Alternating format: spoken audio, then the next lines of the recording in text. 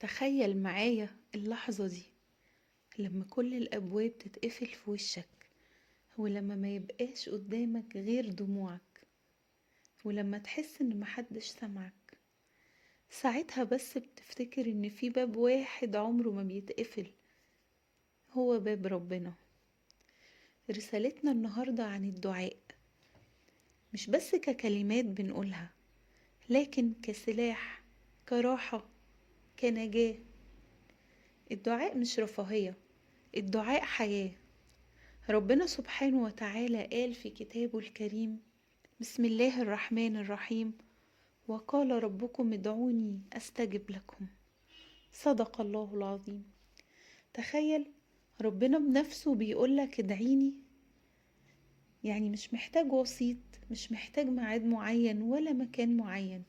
في أي وقت، وانت بتشتغل، وانت بتطبخي، وانت تعبان، وانت مكسورة، قول وقولي يا رب.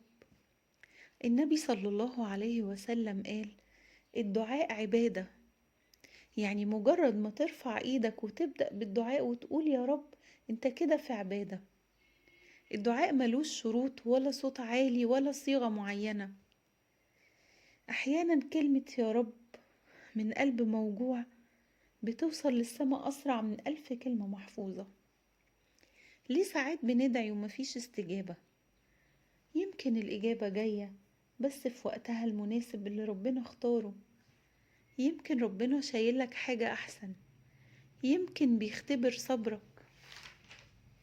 النبي صلى الله عليه وسلم قال: ما من مسلم يدعو بدعوة ليس فيها إثم ولا قطيعة رحم إلا أعطاه الله بها إحدى ثلاث: إما أن يعجل بها دعوته، وإما أن يدخرها له في الآخرة، وإما أن يصرف عنه السوء مثلها.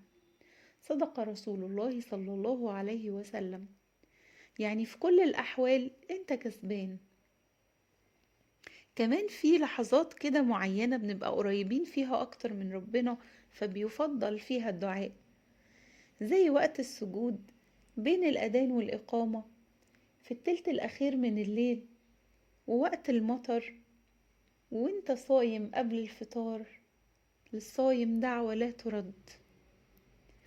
اللهم يا قريب يا مجيب، يا من قلت ادعوني أستجب لكم، نسألك قلوبا لا تيأس، ودعاء لا يرد، وأحلاما تتحقق، وهموما تزول.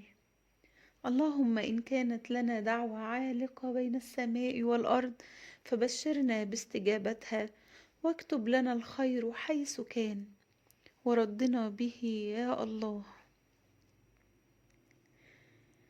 اوعى تستقل بدعوتك، واوعى تفتكر ان صوتك مش واصل. ربنا سامع حتى همسة قلبك.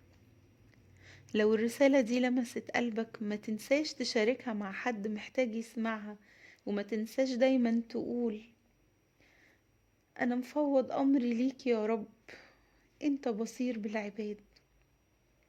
ودي كانت رسالتنا النهاردة من رسائل هدى. كان معاكم هدى عبد الله. دمتم بخير.